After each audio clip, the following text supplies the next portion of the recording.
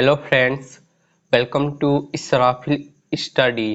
तो हम लोग क्लास 9th मैथ में बहुपद चैप्टर के प्रश्नावली 2.5 का क्वेश्चन हल कर रहे थे। हमने क्वेश्चन नंबर 1 से लेकर 14 तक हल कर चुके हैं। यदि आपने वो वीडियो नहीं देखा है तो आप चैनल पर जाकर प्ले लिस्ट में देख सकते हैं। तो आज हम लोग क्वेश्चन नंबर 15 और 16 को हल करेंगे।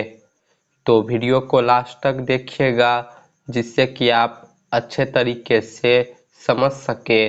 तो चलिए हम वीडियो को शुरू करते हैं। तो दोस्तों, क्वेश्चन नंबर 15 है, नीचे दिए गए आयतों जिनमें उनके क्षेत्रफल दिए गए हैं में से प्रत्येक की लंबाई और चौड़ाई के लिए संभव व्यंजक दीजिए। तो हमें इसमें दो भाग दिया है और दोनों भाग में हमें दोस्तों आयत का क्षेत्रफल दिया है और हमें यहाँ क्या करना है कि लंबाई और चौड़ाई का जो संभव व्यंजक होगा ना वो हमें यहाँ से निकालना होगा। तो देखिए इसका हल। तो भाग 1 में हमारा क्वेश्चन है दोस्तों 25a² माइनस 35a प्लस 12। तो ये हमारा क्या है दोस्तों, आयत का क्षेत्रफल है। तो दोस्तों आयत का क्षेत्रफल हम किस प्रकार निकालते हैं? तो आयत का क्षेत्रफल हम लंबाई गुने चौड़ाई कर निकालते हैं। तो हम इस क्षेत्रफल में से लंबाई और चौड़ाई का व्यंजक निकालेंगे। तो हम इसे किस प्रकार हल करेंगे?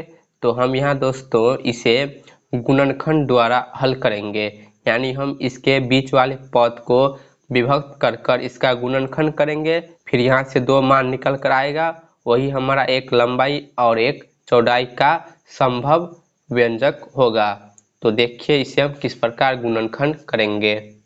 तो यहाँ क्वेश्चन है 25a² माइनस 35a प्लस 12।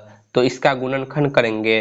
तो गुणनखंड करने का कॉन्सेप्ट क्या है कि इसका पहला अचर संख्या और लास्ट वाला अचर संख्या बीच गुना करेंगे, यानी हम पहले 25 और 12 को गुना करेंगे। तो जब हम 25 और 12 को गुना करेंगे तो ये होगा 300। ठीक है, अब हम इस 300 को इस प्रकार दो भाग में तोड़ेंगे कि प्लस करने पर माइनस 35 आ जाए। तो दोस्तों हम इस 300 को माइनस 20 गुने माइनस 15 लिख सकते हैं, यानी माइनस 20 को माइनस 15 से गुना करेंगे तो प्लस 300 होगा। अब हम चेक कर लेते हैं कि प्लस करने पर हमारा माइनस 35 आता है कि नहीं। तो जब हम माइनस 20 और माइनस 15 करेंगे तो क्या होगा, माइनस 35। ठीक है, तो अब हम यहाँ 35a की जगह क्या लिखेंगे, माइनस 20a माइनस 15a। तो लिख लेते हैं, हम लिखेंगे 25a² माइनस 35a की जगह लिखेंगे माइनस 20a, फिर लिखेंगे माइनस 15a और ये प्लस 12। ठीक है, तो इस प्रकार हम बीच वाला पद को दो भाग में विभक्त करते हैं गुणनखंड कर। अब यहाँ देखिए 1 2 3 4 पद है ना, तो दो दो पद को हल करेंगे यानी कॉमन निकालेंगे। तो यहाँ है 25a² माइनस 20a। तो इस दोनों में से क्या कॉमन आएगा? तो यहाँ से हमारा 5a कॉमन आएगा। 25 और 20 के गुणांक में 5 कॉमन होता है। फिर यहाँ a² और यहाँ a है, इसीलिए यहाँ 5a कॉमन आ गया। तो यहाँ बाकी रह गया दोस्तों क्या, 5a। 5a को 5a से गुना करेंगे 25a²। फिर यहाँ माइनस है तो माइनस लिखेंगे। हमने 20a में से 5a कॉमन निकाल लिया तो क्या बाकी रह गया, 4। अब यहाँ माइनस है तो माइनस लिखेंगे। अब हम 15a प्लस 12 में से कॉमन निकालेंगे। तो इसमें से क्या कॉमन आएगा? तो यहाँ से हमारा 3 कॉमन आएगा। 5 तिया 15, 4 तिया 12। तो अब यहाँ बाकी हो जाएगा 5 और ये a। अब चिन्ह लगाएंगे, तो इस चिन्ह को और इस चिन्ह को गुना करेंगे तो माइनस प्लस गुना करेंगे माइनस। 12 में से 3 कॉमन निकाल लिया तो क्या बाकी रह गया, 4। तो यहाँ देखिए कोष्टक में 5a-4 5a-4 है, दोनों सेम है। तो हम फिर से क्या करेंगे कि 5a-4 को कॉमन निकालेंगे। फिर यहाँ क्या है, यहाँ बाकी रह जाएगा 5a और यहाँ -3। तो यहाँ देखिए इसे हल करने पर हमारा 2 गुणनखंड आ गया। तो अब हम लिखेंगे अतः आयत की लंबाई एवं चौड़ाई के संभव व्यंजक।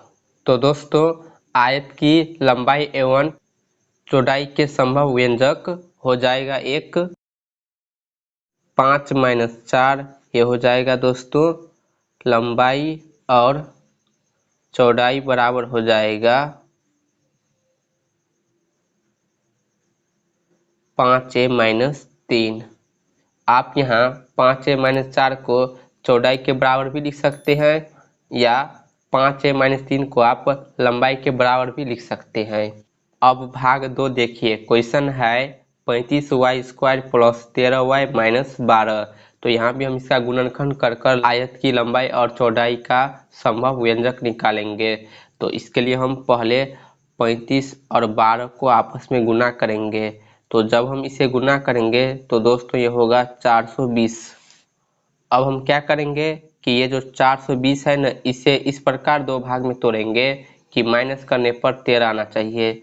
तो हम 420 को लिख सकते हैं 28 × 15। तो 420 होगा। अब हम घटाएंगे तो 28 में से 15 घटाएंगे तो क्या होगा 13। तो देखिए बीच वाला पद आ रहा है, तो हम यहाँ 13y की जगह लिखेंगे 28y - 15y। तो लिख लेते हैं 35y² प्लस इसकी जगह लिखेंगे 28y, फिर लिखेंगे -15y और ये -12। अब यहाँ 4 पद है तो 2 पद को हल कर कॉमन निकालेंगे। तो यहाँ 35y² प्लस 28y है। तो यहाँ से दोस्तों क्या कॉमन आएगा, तो यहाँ से 7 और y कॉमन आएगा। तो यहाँ बाकी हो जाएगा दोस्तों क्या 5y, 7 × 5 = 35, y को y से गुना करेंगे y²। अब यहाँ प्लस है तो प्लस 28 में से हमने 7 निकाल लिया तो क्या बच गया 4। फिर हमने y भी निकाल लिया तो क्या बच गया सिर्फ 4, यानी 5y + 4। अब यहाँ माइनस है तो माइनस लिखेंगे। अब हम 15y - 12 में से कॉमन निकालेंगे।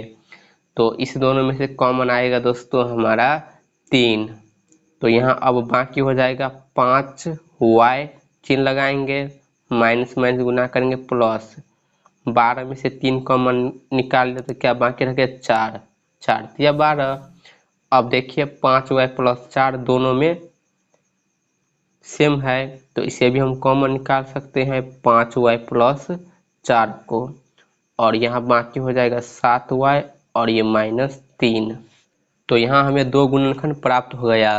तो अब हम लिख सकते हैं अतः आयत की लंबाई एवं चौड़ाई के संभव व्यंजक। लंबाई बराबर हो जाएगा दोस्तों